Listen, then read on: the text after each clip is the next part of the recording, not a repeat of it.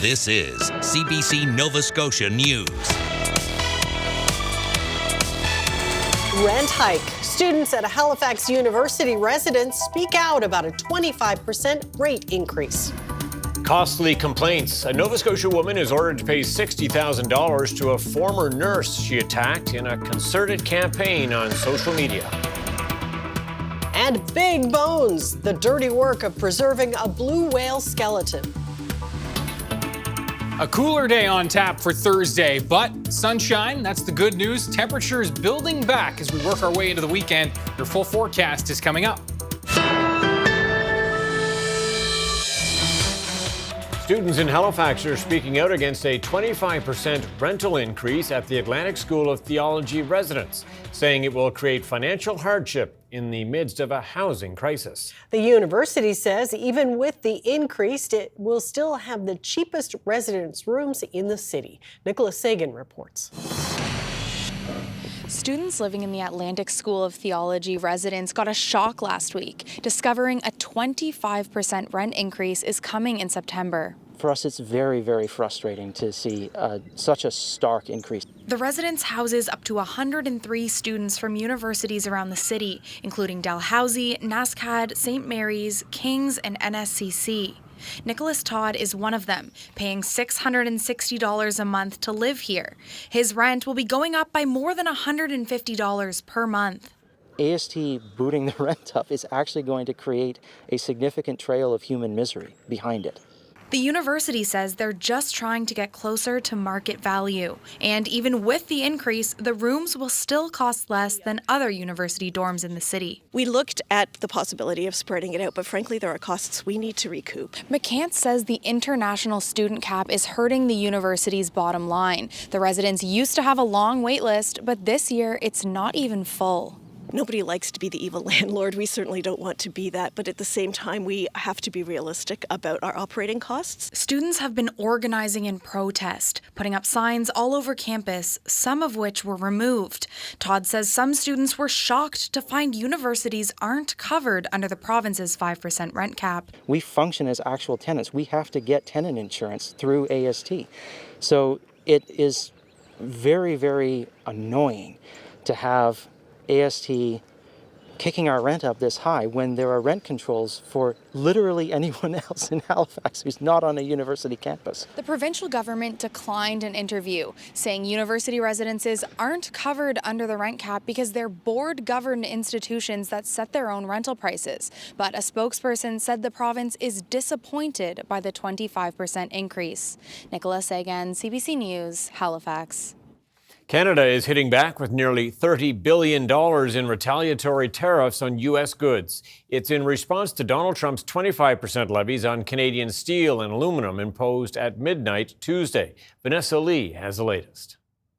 Canadian officials say the new levies target $12.6 billion in steel and $3 billion in aluminum.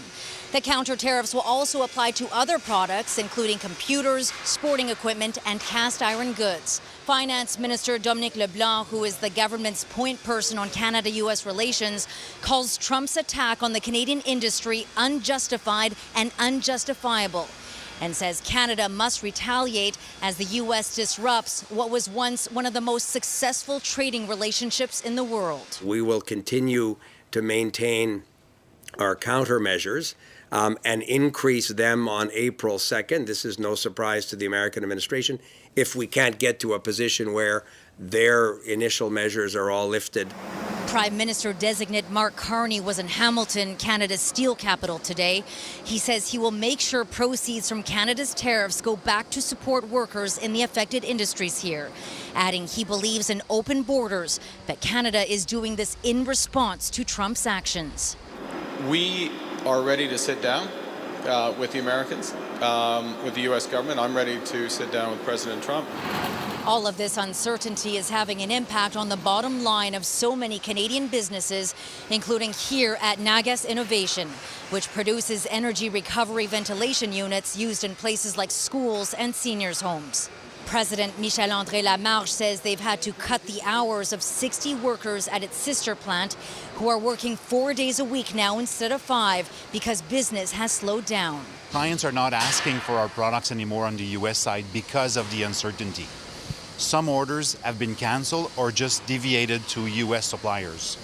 So we are losing orders on the U.S. side, which is only 20% of our sales right now, but it's 100% of our growth. That's where we wanted to grow.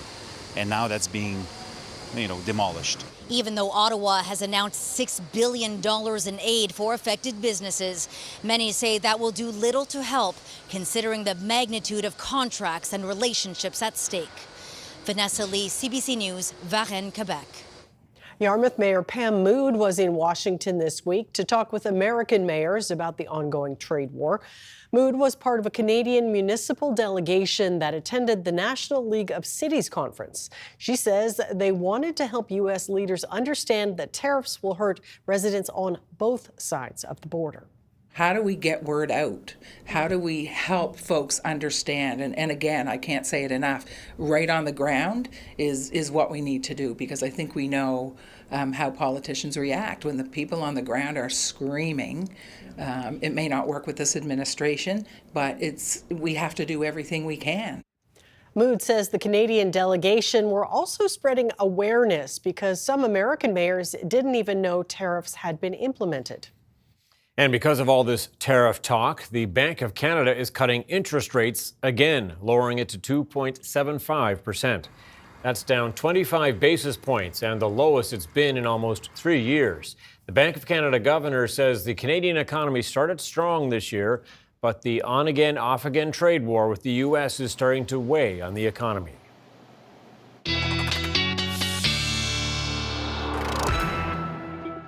And Ryan Snoddon with us now to talk weather. And that sun, when it was out, was oh so pleasant, wasn't it? Yeah, absolutely. The northerly wind adding a little bite to the air Wednesday as the temperatures have been falling and will continue to fall right through into Thursday morning.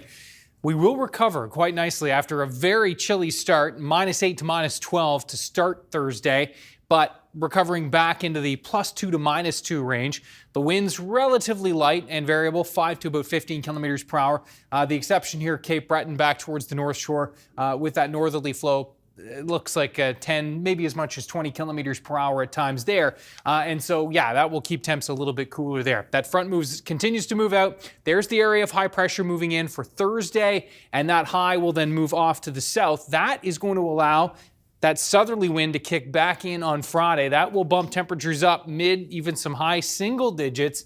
And then we're tapping into the double-digit air for Saturday as the warm front moves off to our north, and we're really getting into this mild air. And more double digits to come for Sunday and into early next week. We'll talk about it with your full forecast coming up. All right. Stay tuned for that. Okay, thanks Ryan. Thank you. The mother of a severely disabled Nova Scotia man has been ordered to pay a former nurse $60,000 for defaming her. The decision by the Nova Scotia Supreme Court centers on an incident in September of 2016 in the Nova Scotia Hospital in Dartmouth. Blair Rhodes explains. Matthew Meisner has severe autism and a mood disorder, and according to court records, could be violent and unpredictable. In September of 2016, he was living at Emerald Hall in Dartmouth. He was one of 15 patients in a unit that only had one nurse working the night shift.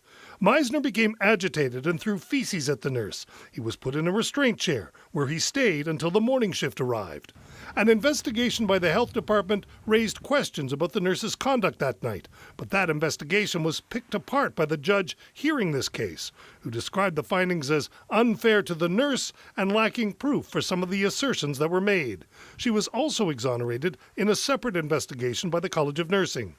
Meisner's mother used the findings in the investigation to launch a concerted attack on the nurse on social media. Justice Denise Boudreau said in her ruling that even when the mistakes were pointed out, the mother persisted. The judge said it was understandable for the mother to be upset, but none of this gave the defendant license to unfairly and harshly single out the plaintiff, identify her in a public forum, and undertake a campaign to destroy her reputation. The judge noted that Tracy Meisner persisted even after she was told about the errors in the investigation report. The defendant stubbornly clings to her belief that the plaintiff was abusive to her son, no matter what contrary evidence is presented to her. Nova Scotia Health won't comment directly on this case because of patient confidentiality. But the agency had already launched its own review of Emerald Hall, and in 2019, it introduced major changes. The number of beds has been reduced from 19 to 9, and staffing has been increased. There's now a greater emphasis on treating patients in the community, and only the most acute cases are admitted. Blair Rhodes, CBC News, Halifax. Nova Scotia Health is warning the public about a strong synthetic opioid found for the first time in the province. The health authority describes N-prioledinometronidazine as 2 times more powerful than fentanyl. Nova Scotia Health says a sample taken from the Amherst area was found mixed with fentanyl, and it's recommended people use naloxone to reverse opioid toxicity. A natural gas leak led to evacuations and road closures in Halifax's West End on Wednesday. The leak was near the intersection of Oxford Street and Bears Road. During the containment process, a number of residents were told to leave their homes and others were told to close their windows until the leak was contained. The situation was resolved by early afternoon. Blue whales are the biggest animals that have ever lived, so you can imagine what would be involved in removing the bones from a dead blue whale. It's dirty work that involves a lot of cutting, composting, an 18-wheeler, and an excavator. Dozens of people did just that, helping to remove the bones from a blue whale that washed ashore in East Berlin in 2017. And now, almost 8 years later, those bones will soon be hung at the Dalhousie University. Chris Harvey-Clark, a university veterinarian, spoke recently to Main Street about the process. We started looking for a whale, and we worked with MARS, the Marine Animal Response Society, and they were just great. They had learned of a whale that had been sort of washing up and down the coast, and then it washed up in East Berlin, and they were ready to go. So we put a team of people together. MARS was in there. We had a bunch of people from the Atlantic Vet College. We had a bunch of vet students come over. I brought about 25 students from Dal, and we had a jamboree on that beach trying to take this whale apart. It was terrible. It was cold. It was windy. It was really rough, and a bunch of crazy things happened. Yeah, what kind of issues did you run into here? Well, the first major issue we had really was rough seas, and the whale was partially in the water. So we're trying to pull it up out of the water with a 60-ton excavator. We break the excavator. The whale's probably 70, 80 tons, and it's too much for the machine. And the trouble was the weather was breaking the whale up. It was literally physically smashing this whale. Parts were already missing, like one of the jaw bones, the mandible. The other thing we didn't do, which we should have done, was tie the whale down. So we come back to the beach, 7 the next morning. It's washed way up the beach. It's up about 150 meters. So we basically had to drive the new excavator half underwater up the beach, grab this thing, drag it back up, and get it into a position where we could start to remove tissue from it. Did you lose bones in that process? It was a nightmare. That second day, the vertebrae were exposed. The waves were rolling them around, and you could see bones disappearing. We had people out in the surf trying to collect them. The amazing thing is we got over 90% of the bones back. Okay. And also the tide went out, the seas came down a little bit, and it got a lot easier to do. But we put 3 hard days in, and it was composted for about 18 months. And the process was a very green process. I mean, when nobody's exactly figured out the best way to do this. You know, how do you compost an 80-ton animal? Yeah. And the backstory on that is it's not an inexpensive thing to do. It's, it's a 6-figure job to get a whale like this from the stage we had it up to the point where it's basically articulated, tinker toy, and then hung up very carefully because you don't want, 5 tons of bones landing on anybody's head. So there's a lot going on here. The ancillary benefit was that all of this brought the university and people at the university became more aware of the Sitka Foundation and the Beatty Family Foundation on the West Coast. And they were approached and were very generous in giving the university a large donation towards, they wanted to do more than the whale. They wanted to do a whole biodiversity center on campus. And this became the Beatty Biodiversity Center project, which is now nearing completion with, 20,000 square feet of aquariums and museum exhibits and learning center and things like that. So the whale really nucleated a much bigger project in the long run that will be great. It'll be publicly available. People will be able to go there and visit and see all this stuff, which is pretty neat. But people will be able to see this, I hope, before the fall.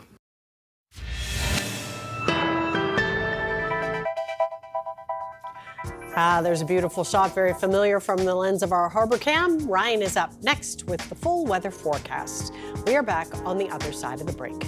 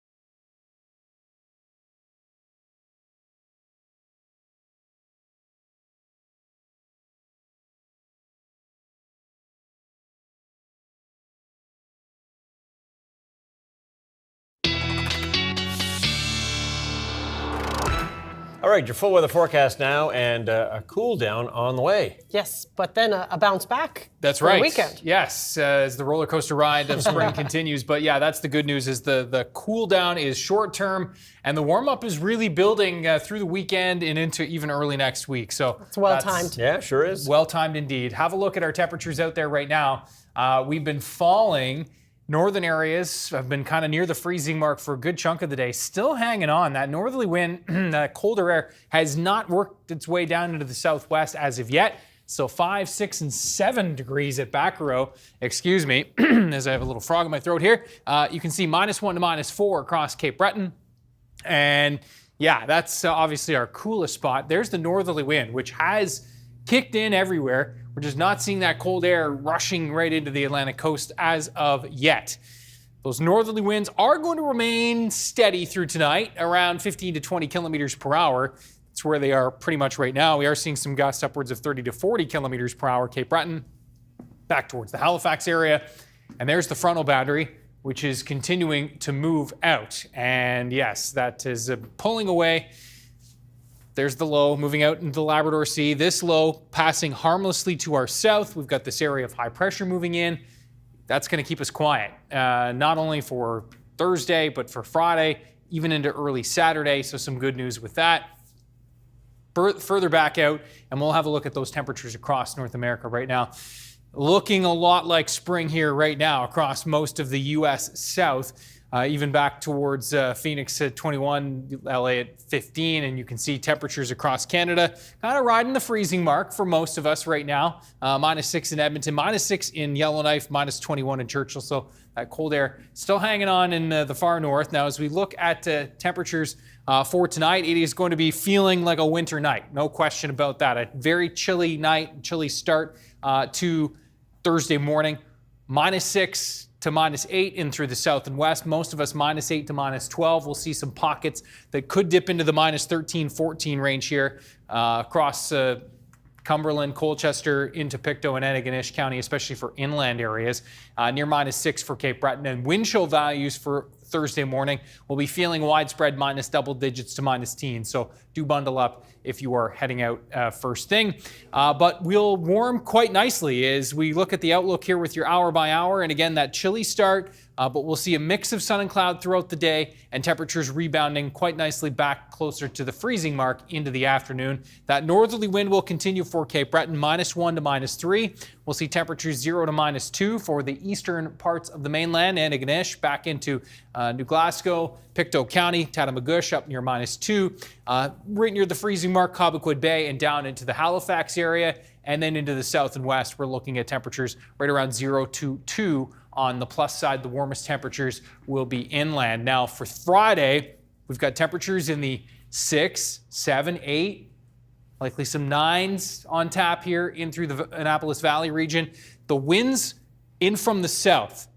So keeping that in mind, if you're thinking that it'd be a nice day maybe to head to Peggy's, just be mindful that the wind coming off the water is only like 2 degrees right now. So the sea breezes are going to matter basically right through now until, well, right through summer, really. As we look at the area of high pressure sliding off, this is what, again, will allow such a nice day on Friday. High pressure in place for Saturday. Forecast models have been a little bit more bullish on the sun on Saturday, which would be great. I do think we'll see, pockets of dominant clouds on Saturday. Pretty close to a 50-50 split. Maybe the clouds just a little bit more dominant at this point, but we'll see how that pans out. Still a couple of days. Mild air really pushing in through the weekend. Again, into the mix on Saturday, right overhead on Sunday, and even hanging in to Monday. Temperatures will kind of rebound a little bit, cool a little bit as we move back into the Tuesday time period. We should be around 3 this time of year. So you can see how mild it will be for the weekend. Some drizzle chances for Sunday. Looks just kind of cloudy though. Better chance for showers Sunday night into Monday. Again, bit of a dip temperature-wise, but we're rebounding back on Wednesday. Thursday, it's first day of spring, Tom and Amy. Aha. Feels like we're on the way, doesn't it? All right, thanks so much, Thanks, Ryan. Thank you. Coming up, historic gravesite. The man who burned down the White House in 1814 is buried right here in Halifax.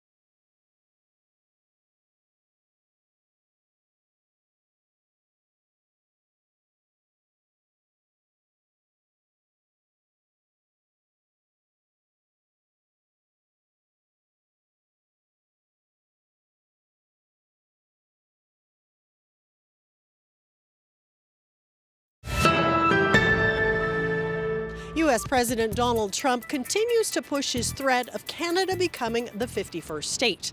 And it's not the first time America has set its sights on this country. I'm here at the old burying ground in Halifax with local writer Craig Ferguson. So, Craig, on Sunday, former Prime Minister John Chrétien joked that, he's too old to burn down the White House. But we're standing in front of the grave of someone who actually did. Tell me a bit about that. This is a grave of Major General Robert Ross, and he's sort of the most famous permanent resident here at the old burying ground. And what Major General Robert Ross is best known for is he was the first person to storm the Capitol and ultimately led the troops that burned the White House in Washington, D.C., August 24th, 1814. And what led up to this? Of course, they were in the middle of the War of 1812. They're in the middle of the War of 1812, and it was part of a series of raids that the British conducted along the American eastern seaboard, and it was in retaliation to the looting and burning of York, which is now Toronto. Mm-hmm. And what was a bit of background on this fellow? Well, Major General Robert Ross, he was born in Ireland, and he had been a decorated British military officer. He led campaigns in Egypt. He'd been involved in the Napoleonic War. He was the kind of guy that they were going to turn to when they were undertaking this major campaign up along the U.S. eastern seaboard. And just talk a bit about how it all unfolded. Well, first, that same day, there was a battle at Bladensburg, which is near D.C., and Madison was leading his troops himself, and he had to retreat from Ross's troops. Ross's troops defeated them, they routed them, and so that defeat was what allowed them to enter the U.S. Capitol. And, they wrote about this. And at first, the British troops, they were kind of impressed by the Italianate architecture of the Capitol. They were reluctant to burn it, but they went ahead and did it anyways. And they burned the Capitol, and they raised the British flag up above the Capitol, and then they turned their sights on the presidential mansion, which is, of course, the White House. Dolly Madison was setting out the president's supper at the time, and she had to flee. She famously cut the portrait of George Washington out of its frame as she left, and she left all the service out. The British took the White House. They were able to eat the president's supper off his plates and silver, and then Ross himself helped stack the furniture as kindling in the White House and burned it. How did he end up here? It's a funny story. Just some weeks later, he was shot off his horse outside of Baltimore. He was heading to the Battle of Baltimore, and two American snipers, shot him off his horse. He was pickled in 121 gallons of Jamaican rum and shipped to the closest British port, which was Halifax, Nova Scotia. And it was a big to-do. Lady Sherbrooke, who was the wife of the lieutenant governor at the time, wrote all about it. There was a big procession from King's Wharf up to the old burying ground. The guns at Citadel Hill were firing. The guns on the ship were firing. And when they brought him here to the old burying ground, they fired 3 volleys over the grave itself. It was the highest military honors for a burial, probably, that the city had ever seen. Was there an initial effort to get him back overseas, or how did he end up staying here for his final resting place? That's a good question. I think the embalming technology being what it was at the time is just, a barrel of rum. I think that this was probably the best that they could hope for. Embalming, the way that we think of it today, has its roots in the American Civil War, which is some decades later, like 1865. So embalming technology, not what it was today. In fact, there's Admiral Nelson was treated the same way when he died. They pickled him in rum, and there's a rum punch called Nelson's Punch. I don't know if there's a version for Ross. All right. You get a lot of American tourists coming through this graveyard. What are they looking for, and what's their reaction? We do. We get hundreds of Americans coming every day, sometimes in the summer, especially with the cruise ship traffic. Of course, it's very important to the economy in Halifax. And it's a great thing to get them into the gates to say, hey, could I show you the grave of the guy who burned down the White House? And they're always curious about it. And nobody thinks of him as an enemy. I've never seen an American visitor spit on Major General Robert Ross's grave. But, it's such a curiosity because for so long we've gotten along so well that it's hard to imagine a time when we were at odds like this. And there is this thought that it was Canadians that burned down the White House, and it's not true. It's not true. I mean, Canada wasn't a country in 1814. Major General Robert Ross had never been in what's now Canada or Halifax when he was alive at all. He was Irish born and a British military figure. So, maybe a handful of his troops were Canadian, but even that seems pretty unlikely. What did you think of former Prime Minister Chrétien's remarks? And I don't know, apparently some burned the White House at that time.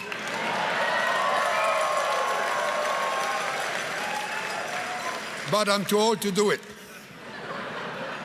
No, it's a joke. I laughed and paused the TV and scrolled back and wrote down what he said right after he said it. But we've heard it before, right? In the past, during the first Trump presidency, Donald Trump said, hey, didn't you guys burn down the White House? And that was when he was negotiating aluminum and steel tariffs with Justin Trudeau and, trying to press tariffs somehow as a national security issue. I think he was joking. Everybody thought it was a joke at the time anyways, but when he said you guys, he meant Canadians, but Canada wasn't a country. There was no such thing as Canadians, and really who he meant was Major General Robert Ross, and his only claim to being Canadian is that he's buried here in downtown Halifax in the old burying ground. Well, it is a fascinating walk through history, and thank you for taking us through it. Thank you.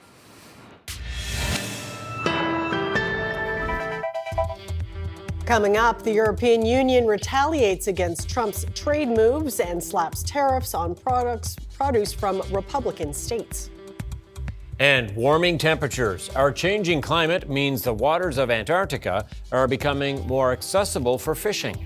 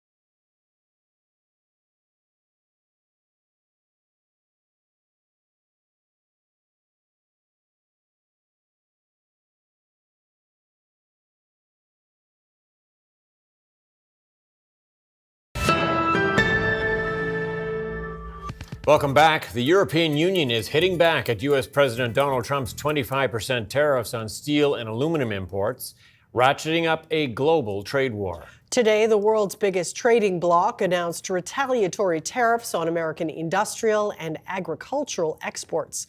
The CBC's Richard Madden reports from Washington. The European Union treats us very badly.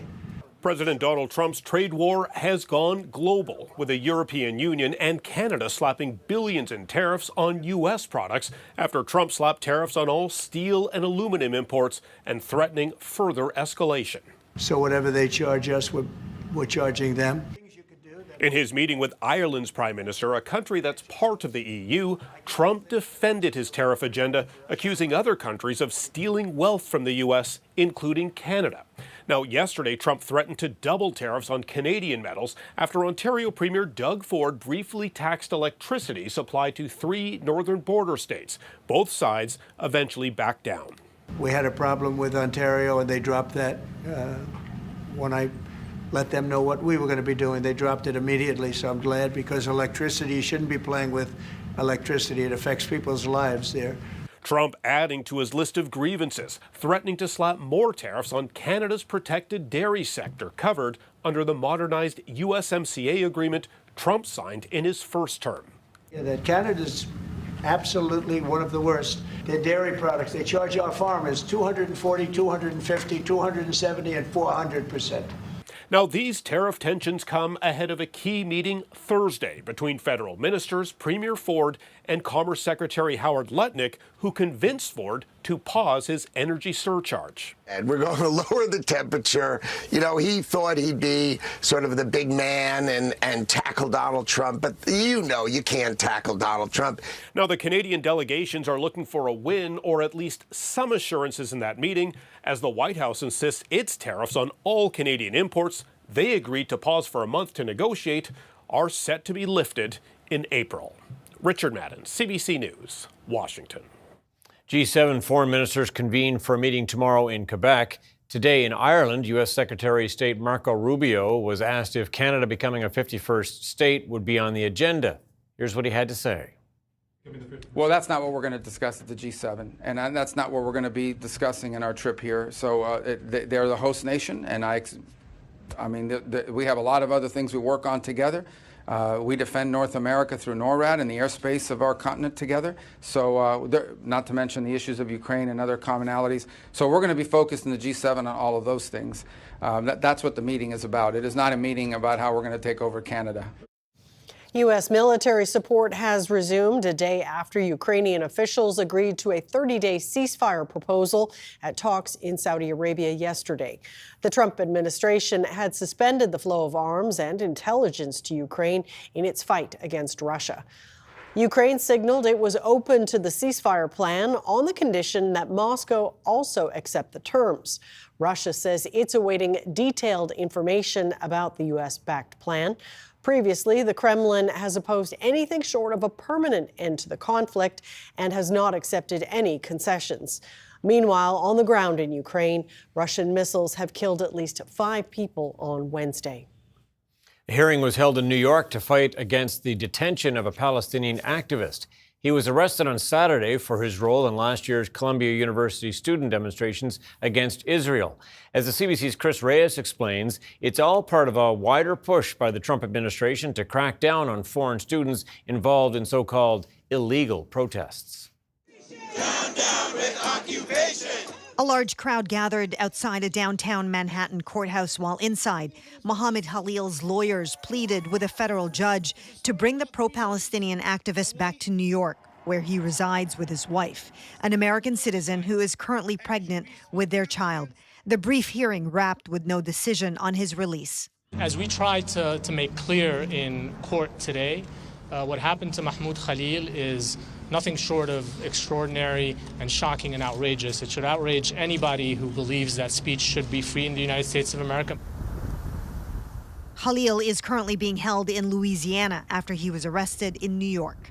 Immigration officials say they were acting on a U.S. State Department order to revoke Khalil's permanent residency status for organizing pro-Palestinian protests at Columbia University.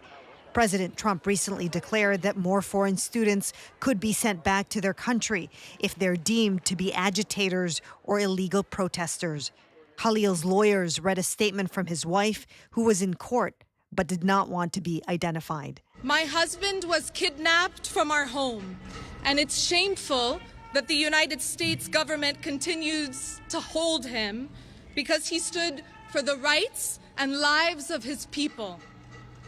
I demand his immediate release and return to our family. In this crowd, in addition to those who are fighting for the Palestinian cause, are everyday New Yorkers who are concerned that the arrest of Mahmoud Khalil represents a dangerous overreach by the Trump administration.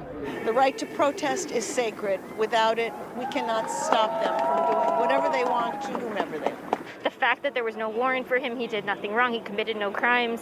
I mean, this is just a clear example of how this administration is going to treat anybody who is speaking out against them. Organizers of the protest say they plan to keep showing up until Khalil is released. We need to make sure that the mass movement, that all of the majority of people in the United States who are seeing how important this issue is, also stay out in the streets and don't let this issue get sidelined. Another hearing is set for this week while Khalil remains in custody in Louisiana. Chris Reyes, CBC News, New York.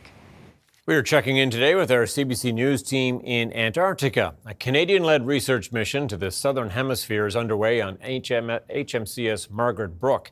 A team of scientists on the Royal Canadian Navy patrol vessel are conducting research on the impact of climate change in the region. The CBC's international climate correspondent, Susan Ormiston, reports. The commander of the Canadian Navy, Angus Topshee, motored out to meet HMCS Margaret Brooke, waiting in Maxwell Bay. Greeted with Navy tradition and by the ship's captain, Terry Scher. So awesome to see you. Welcome to Antarctica. The Antarctic leg of this deployment is focused on climate science. Usually we do see at some point down in the depth here, the lines start to run straight up and down. The ship transformed into a research hub for scientists working night and day now to gather as much Antarctic data as they can with little time left. Was it really worth the expense and effort of this? My feeling right now from having talked to the scientists and seen the crew on board and the knowledge that we've gained, I think it is worthwhile. I haven't seen a football field yet. But Vice Admiral Topshee has a strategic goal for this mission, touring a nearby Chilean base, which includes Air Force support and a landing strip for all the international stations nearby. On one side, obscured, is a Russian base with its own Orthodox church. On the other, 2 kilometers away, is a Chinese one named the Great Wall. We can see what China and Russia have been doing in and around the Canadian North. I wonder what's going on in the South Pole, and we'll get the perspective and experience of the South American navies. Do you think there's a security concern here in Antarctica, as there is in the Arctic? I definitely do. I am concerned that the whole agreement that we would not militarize the Arctic, that we would not exploit the resources of the Antarctic, could change. From here, the Margaret Brooke heads on, crossing the Antarctic Circle to the most southerly point of this expedition. Susan Ormiston, CBC News in Maxwell Bay, Antarctica. A Go Public investigation has found more Canadians are being targeted in a gift card scam. Scammers drain the money before the shoppers who pay for the card are able to use it. Ithel Musa shows how thieves are doing it and how to avoid getting ripped off. Joan Owens bought this $50 Lululemon gift card for her sister-in-law last October. But when it came time to use it, she says it was completely empty. I was surprised. I said, the receipt is there. It says it's activated. Owens' gift card, purchased at this Shoppers Drug Mart, was likely drained of funds by fraudsters. One way they do this is by stealing gift cards from a store, obtaining the account information on the back and resealing the cards in their original packaging before placing them back in the store for unsuspecting customers to purchase. And once you activate it, they have the ability to go in and drain the funds from that card. The $50 gift card. Martin Paquette knows all about it. The $50 Sephora gift card he bought his daughter at Walmart also turned out to have no money on it when she went to use it. My daughter was embarrassed, to say the least. Gift card scams are also a widespread problem in the United States, where law enforcement officials have linked some of that activity to Chinese organized crime groups, who they say are also stealing from Canadians. They're taking the money to then convert it into goods. Primarily, those goods are going to be high dollar, luxury items. Apple product in particular is highly sought after. The RCMP says it's sharing information with local, national, and international law enforcement partners to combat fraud. Martin Paquette says he's learned his lesson. If we ever buy gift cards again, we will definitely go to the store that is issuing the gift card. Joan, on the other hand, I stay away from gift cards now. After Go Public contacted Walmart Canada and Shoppers Drug Mart, they said they compensated Martin and Joan for their lost funds. Both companies say they train their employees to spot the telltale signs of gift card tampering. But consumers should also pay close attention to avoid the unintended gift of fraud. Idil Musa, CBC News, Toronto. After a frustrating week of on-again, off-again tariffs, many Canadians are confused and concerned. But what do the American people think of President Trump and his trade war? The CBC's Dan Takema visited the state of New York's St. Lawrence County, where 59% of voters cast their ballots for Trump in the last election. It's just a modification, short term. He wants us to see a total collapse of the Canadian economy. We don't need trees from Canada. We don't need cars from Canada. This week, Donald Trump put tariffs on our goods and our energy. Then he took them off, then he put them back again, then he took them off. There's been a lot of tariff talk in the past week. Are they on? Are they off? Canadians are really concerned. So we wanted to find out what our American neighbors think, the ones so close they can see us. We love our Canadian customers. We see them on a daily basis, but they just want to be able to, come back and forth. They don't focus on it. There's bigger struggles in life here right now. I hope it doesn't get to that point where there's so much division and hatred, because division is not good for anybody. I think Trump's a fool for messing with our nearest, closest ally and nearest neighbor. I mean, it's Canada. We've been good friends and allies for years, so why mess that up? I like Canada. My family came from Canada, and I love going over there. I mean, I go to Cornwall and I go to Ottawa a lot, but right now, I don't know if we should, with what's been done. Just because you're worried about how people will react? Are you scared of angry Canadians? I've never been scared of people, and I don't find the Canadian people any different than we are. Last election, 59% of voters here in St. Lawrence County cast their ballot for President Trump. Most of the people we spoke with today said they still support him, but tariffs, not so much. I think he's trying to do the right thing, but I understand why they're complaining. We've helped them for so long, and they've helped us for so long. I think he's going about it the wrong way. He's doing too much at one time. It's hard to believe. I support him, but I don't support him for tariffs. Yeah? Not at all. Yeah. Especially with Canada, because we're so close, and it's like we've got a river between us, but that's it. We think it's crazy. It's a big issue, but we got a lot of work to do over here, and if that can help. I think it's going to ruin us. We're going to be starving. Some believe the tariffs are necessary for the good of their country, and they're willing to trade what they hope will be short-term pain for long-term gain. Say you support President Trump and you support him in this? Overall, if that's what has to be done for his overall message, well, we'll have to deal with that together. I mean, is Canada safer because of the United States? I think so. What do we spend on military versus what Canada spends on military? If you want to discuss it all, let's discuss it all. However, he's a bull in a china shop that gets stuff done, and that's hard sometimes. And what do you make of these tariffs and the whole trade war that's going on with Canada? Well, I believe what's fair is fair. Canada, they're our friends to the north and stuff, but we need to do what's best for the American economy. Sorry, we're barging in on you. Our president of the United States is the best thing that we've had in a long time. And we welcome him aboard. I'm 100% behind him. The tariffs can hurt like anything, but sometimes you have to hurt to grow. Tariffs isn't the big issue anymore, but they're making it something, a mountain out of a molehill.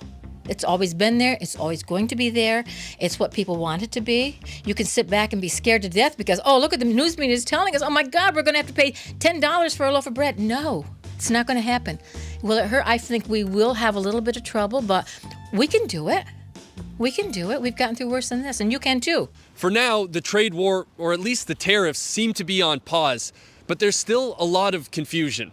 As we head back across the border, one thing is clear, that most of the people we spoke with today say they want to be good neighbors, and they don't think tariffs are going to help. Dan Takema, CBC News, Ogdensburg, New York. Canada's main stock index rose today, while U.S. markets were mixed after 25% tariffs on U.S. imports of steel and aluminum officially kicked in, and the Bank of Canada cut its key lending rate. As we head to break, here are the numbers.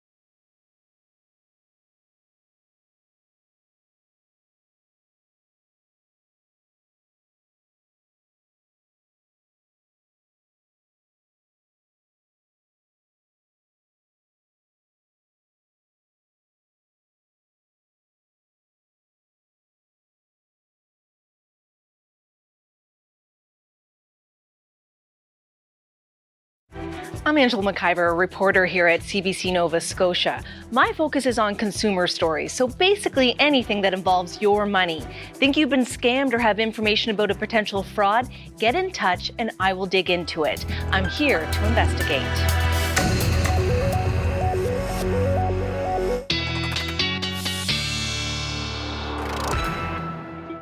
All right, a sunny day and warmer temperatures to come. This is sounding all right, isn't it? Yes, we're inching closer to spring, and it's actually not that far off. No, that's right. Just a week out, next Thursday. So looking forward to that. Let's start with our viewer picture of the day. Speaking of spring, a little a sign of things to come. We'll zoom in on, this is, of course, a very popular spot in the summer, Martinique Beach, but beautiful spot. Any time of year, if That could be the summer. It's conditions hard are to right. tell, right? It's a beach day, one way or the other. It's a beach day, huh? Ron Nickel, thank you so much for sharing this. Ryan's picks at cbc.ca. Looking forward to more picks from Martinique over the next few months.